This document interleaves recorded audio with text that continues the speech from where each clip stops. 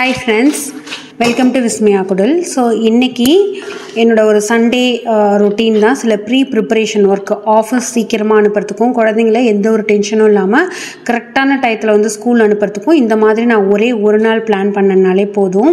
So எனக்கு அடுத்த வாரம் ஃபுல்லும் எந்த ஒரு டென்ஷனும் இல்லாமல் ரொம்ப ரிலாக்ஸாக இருக்கிற மாதிரி இருக்கும்.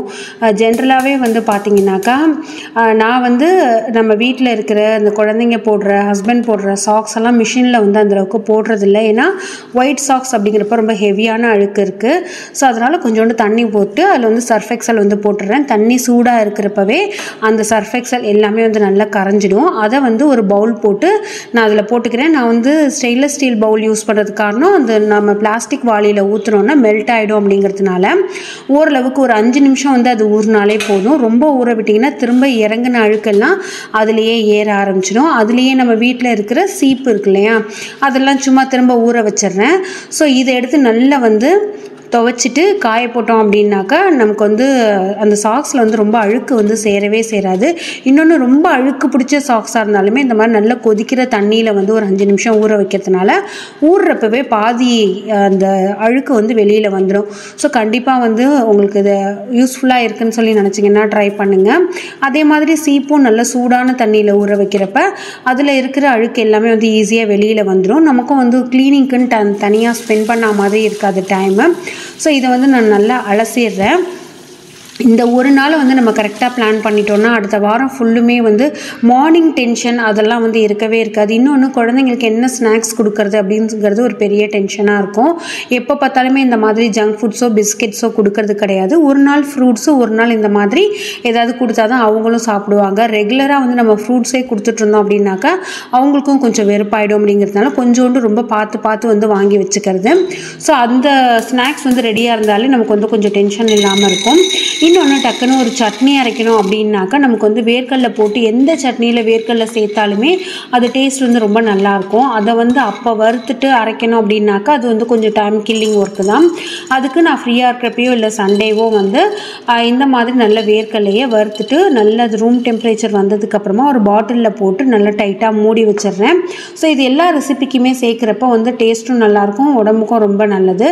அதே மாதிரி இந்த அயனிங் ஒர்க் அப்படிங்கிறது எல்லாருக்குமே தெரியும். மார்னிங் வந்து ஒரு ஹெக்டிக்காக நம்ம போயிட்டே இருக்கிறப்ப இது ஒரு பெரிய டென்ஷனான வேலையாகவே இருக்கும். அதனால் என்னோடய ஃப்ரீ டயத்தில் நான் அந்த ஒரு வாரத்துக்கு தேவையான ஸ்கூல் யூனிஃபார்ம்ஸ், ஏன்னா நம்மள்ட்ட 2-3 செட்டு இருக்கிறப்ப நடுவில் வந்து ஸ்போர்ட்ஸ் யூனிஃபார்ம் வரும். ஸோ அந்த மாதிரி நம்ம அயன் பண்ணி வச்சிட்டோம்னாக்கா காலையில் இதுக்கு ஆகிற ஒரு 10 மினிட்ஸை வந்து நம்மளால் சேவ் பண்ண முடியும். ஒரு நாள் கூட வந்து பார்த்திங்கன்னா எனக்கு வேன் டிலே ஆகிடுச்சு, வேனை மிஸ் பண்ணிட்டேன், அந்த மாதிரி எனக்கு நடந்ததே கிடையாது. ஸோ அதுக்கு ஏதாவது ஒரு நாள் நான் இந்த மாதிரி பிளான் பண்ணி கரெக்டாக அந்த ஒர்க்கெல்லாம் வந்து அந்த பிஸியாக நமக்கு ரொம்ப பரபரப்பாக இருக்கிறது, நமக்கு ரொம்ப டென்ஷன் கொடுக்குற வேலையெல்லாம் முடிச்சு வச்சுக்கிறதுனால தான் என்னால் வந்து அந்த மாதிரி ஒரு நாள் கூட டிலே ஆகாமல் என்னோடய ஒர்க்கை வந்து பிளான் பண்ணிக்க முடியுது. குழந்தைக்கும் ஸ்கூலுக்கு வந்து லேட் ஆகாது. நம்ம இந்த டயத்துலலாம் ஸ்பெண்ட் பண்ணுறது அவங்களுக்கு கொஞ்சம் ஃபுட்டு வந்து ஃபீட் பண்ணுறதுல வந்து நம்ம கான்சன்ட்ரேட் பண்ணலாம். அவங்களும் பிரேக்ஃபாஸ்ட்டை வந்து ஸ்கிப் பண்ணுற மாதிரி வராது.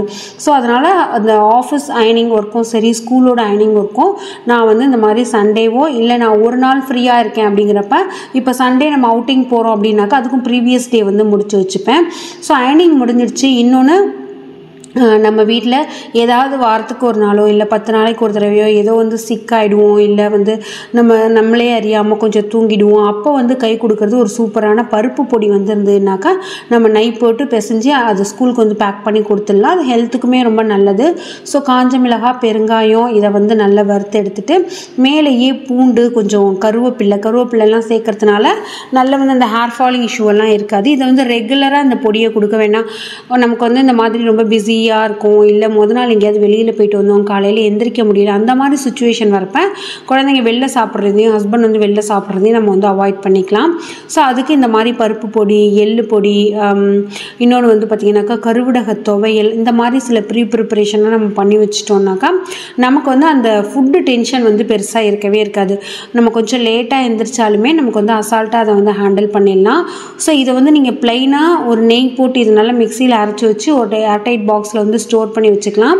இதை நீங்கள் பிளைனாக வேணாலும் கொடுக்கலாம். அப்படி இல்லைனாக்கா நீங்கள் வந்து வெங்காயம் தாளிச்சும் வந்து கொடுக்கலாம். இன்னொன்று வந்து ஃப்ரெண்ட்ஸ், நான் பண்ணிக்கிற இன்னொரு சூப்பர் ப்ரிப்பரேஷன் ஒர்க் என்னென்னா, மாவு அரைச்சி வச்சுக்கிறது. ஸோ மாவு இருந்துச்சு அப்படின்னாலே அந்த பிரேக்ஃபாஸ்ட் டென்ஷன் வந்து இருக்கவே இருக்காது.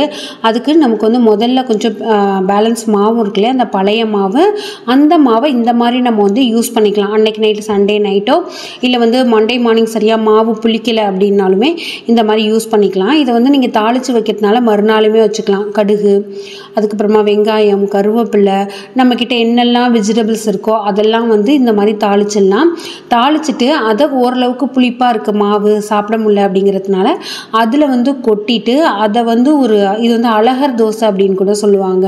ஸோ இது வந்து புளிக்காத மாவுலேயும் இந்த மாதிரி செய்வாங்க. கடலைப்பருப்பெல்லாம் போட்டு செய்வாங்க. பட் நீங்கள் வந்து இந்த மாதிரி கொஞ்சம் மாவு புளிச்சிருச்சுன்னா இந்த மாதிரி பண்ணிக்கலாம். ஸோ இது எல்லாத்தையுமே நல்லா வதக்கிட்டு அதுக்கு உங்களுக்கு மேலே வேணால் கொஞ்சம் உப்பும் வந்து போட்டுக்கோங்க. ஏன்னா மாவுலேயே உப்பு இருக்கும். அதனால் அதை மட்டும் பார்த்துட்டு இந்த மாதிரி உப்பில் போட்டு ஒரு 10 நிமிஷம் அப்படியே ஊற விட்டுட்டு அதை வந்து தோசையாக ஊற்றுறீங்க அப்படின்னாக்கா ரொம்ப நல்லாயிருக்கும். இதுக்கு வந்து சைட் டிஷ்ஷு காம்பினேஷன் வந்து தேங்காய் சட்னி நல்லாயிருக்கும்.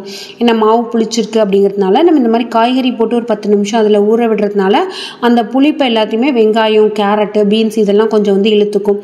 ஸோ இந்த மாதிரியும் நீங்கள் வந்து பிளான் பண்ணிக்கலாம். இல்லை ரெகுலராக ஒரே மாதிரி தோசை சுடுறோம் அப்படிங்கிற மாதிரி இருந்ததுன்னா அப்பயுமே நீங்கள் வந்து இதை வந்து யூஸ் பண்ணிக்கலாம். இதுலேயே ரவா கூட போடலாம். ரவா போட்டோன்னா கொஞ்சம் அந்த சாஃப்ட்னஸ் வந்து போயிட்டு கொஞ்சம் வந்து ஒரு மாதிரி கெட்டியாக இருக்கிற மாதிரி இருக்கும். அதனால் நான் ரவா போடாமல் ஜஸ்ட்டு வெஜிடபிள்ஸ் அதெல்லாம் பார்த்தீங்கன்னாக்கா மாவு இது வந்து மொத்தமாக தான் ஊற்ற முடியும், மெல்லிஸாக ஊற்ற முடியாது. ஸோ மாவே நல்ல தடிமனாக இருக்கும். அதை எடுத்து அந்த நம்ம போட்டிருக்கிற வெஜிடபிள்ஸோட ஒரு தேங்காய் சட்னி வச்சு சாப்பிட்றப்ப டேஸ்ட் வந்து அவ்வளோ நல்லாயிருக்கும்.